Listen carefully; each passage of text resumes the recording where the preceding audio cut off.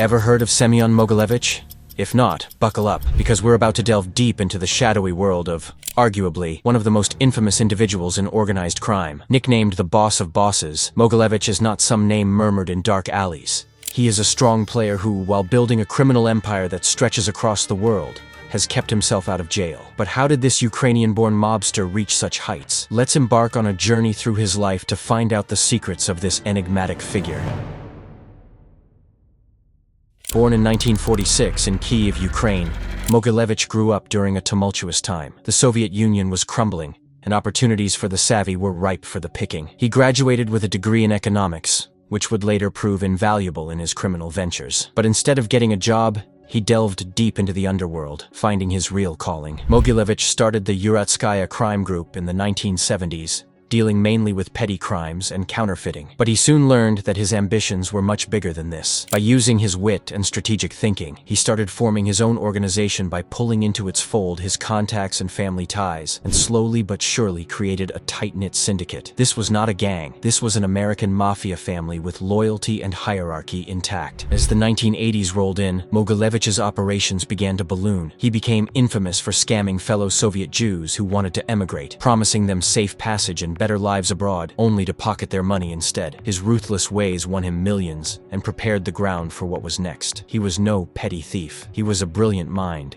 knowing where and how to get through a system. By the time the Soviet Union broke up in 1991, Mogilevich was ready to capitalize on the chaos. He allied with other crime families, trafficked in drugs, dealt in arms, and branched out into gas companies and even energy sectors, making him not only a criminal, but also a player in the world markets. But the real novelty in Mogilevich's case was that he became one of the FBI's most wanted, yet remained a phantom. With connections allegedly extending into the highest levels of government and law enforcement, he seemed invincible. Ingenious methods of front companies to clean his cash and lay low, while engineering schemes that would make any Hollywood movie plot seem tame, were some of his other tactics. As the events in the saga of Mogilevich are unveiled, it becomes clear how this Brainy Don built an empire, while avoiding the long arm of the law throughout his rise. From petty criminal to the most powerful mobster alive today, his was a story of guile, ambition, and grasping thirst for power. Want to know more about this mesmerizing figure? Let us go deeper into the world of Semion Mogilevich. Organized crime is very interesting, especially the history of Russia. The moment the Soviet Union disintegrated in the early 1990s,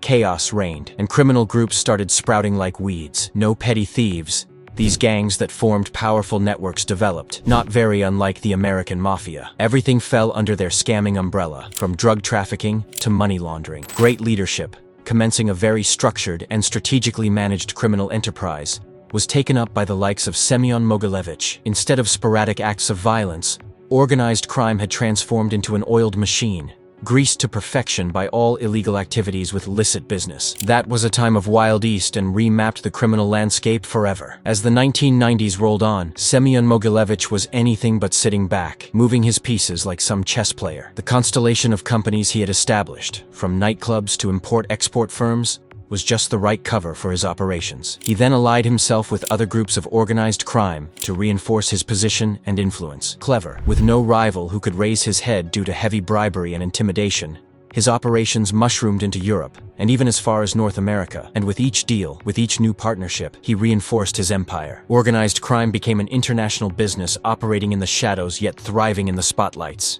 Semion Mogilevich and organized crime have left their variegated mark on culture, which is widely interesting to people all over the world. Movies, books, and series present Russian mobsters as witty anti-heroes, while Mogilevich is portrayed as the arch-genius. His life was a lead for an incredible number of stories about this glamorous but dangerous world of crime. It is rooted in this image, the status of this mobster, symbolizing power and wealth, from fast cars to pricey suits. Music has taken its share.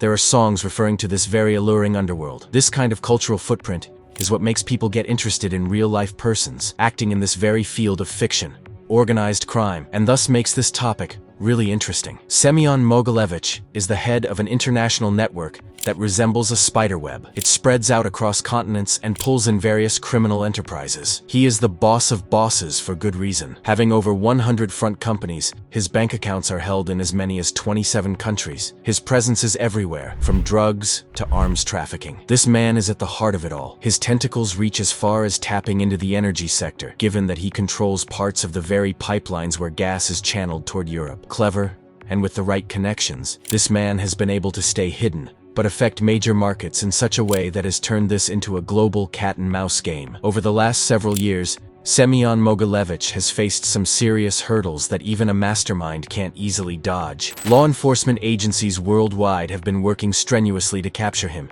using improved technology, and even initiating international cooperation. Countries are now showing a willingness to share information with each other as never before, making it difficult for him to keep his location a secret. Besides this, another factor is the rise in digital forms of currency and online transactions, which has given the prosecution totally new dimensions of catching illegal activities. While Mogilevich once thrived in chaos, the modern world is closing in on him. His empire is still strong, but the walls are definitely starting to close in. The Semion Mogilevich saga is one of ambition, cunning, and the dark underbelly of power. Born on June 30th, 1946, in Kyiv, Ukraine, into an average Jewish family. After his post-secondary education in economics, he found the legitimate world relatively unsatisfying. He, therefore, reached into the underworld to claim his first fortune by scamming his fellow Soviet Jews interested in emigration. He promised them safe passage and better lives, and then pocketed their money, an early hint at the ruthlessness of his nature. As the Soviet Union began to disintegrate in the 1990s,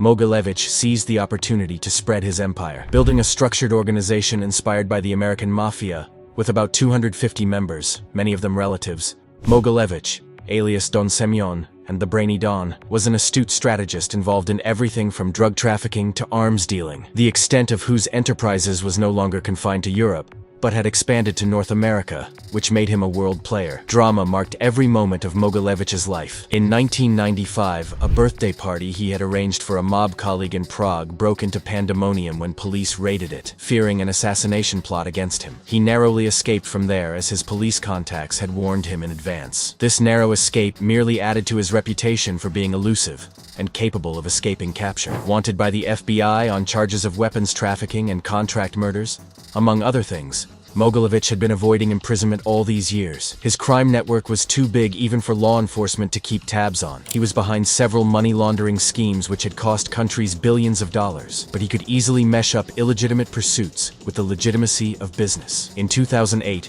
Mogilevich was arrested in Moscow for tax evasion, but released a year later because the charges brought against him were reportedly not particularly grave. The incident also underlined the challenge that existed in bringing him before the law. Even after he went on to the 10 most wanted list of the FBI, he continued running his empire with comparative impunity. Today, Semion Mogilevich remains a shadowy figure at large, an infamous symbol of organized crime's evolution and resilience. His story is a lesson about how power can corrupt, and also about how some individuals, through hazy clouds of legality and morality, sail smoothly. As we go on to see the impact of organized crime on society, Mogilevich's saga is, quite really, a cautionary tale, a mystery that captivates our imagination.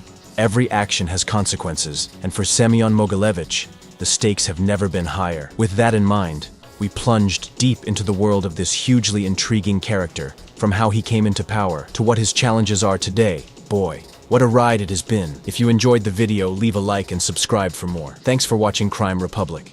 See you next time.